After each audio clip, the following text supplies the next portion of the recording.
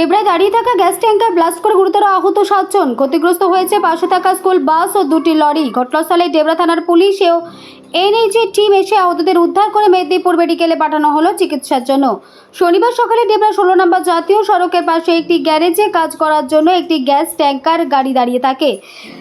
তারপরেই বিকট আওয়াজ দেখা যায় গ্যাস ট্যাঙ্কার ব্লাস্ট হয়েছে, আর তাতেই গুরুতর আহত হয়েছে 7 জন। ক্ষতি হয়েছে গ্যাস ট্যাঙ্কারের পাশে থাকা একটি স্কুল গাড়ি ও 2টি লরি। পরে ঘটনাস্থলে ডেবরা থানার পুলিশ ও এনএইচএর টিম এসে আহতদের উদ্ধার করে মেদিনীপুর মেডিকেলে নিয়ে যায়। ছিলাম বলতে আমরা এখানে ছিলাম মানে 6-7 জন এখানে ছিলাম, আর ওই গাড়িগুলোতে কিছুজন লোক ছিল। হঠাৎ করে এই ট্যাঙ্কিটা গ্যাস ট্যাঙ্কারটা এখানে দাঁড়িয়ে ছিল, তো হঠাৎ করে ওখানে মিস্ত্রি গেছে কাজ করবে বলে হঠাৎ করে গ্যাস ট্যাঙ্কিটা বাস্ট হয়ে গেছে। এরপর ওই প্রায় 7 জন মতো গুরুতর আহত হয়েছে। ওইকে মেদিনীপুর হসপিটালে নিয়ে গেছে। হ্যাঁ, পাশাপাশি আপনার ওই একটা স্কুল বাস ছিল, ওটার ক্ষতি হয়েছে। একটা ট্রাক ছিল, ওটার ক্ষতি হয়েছে।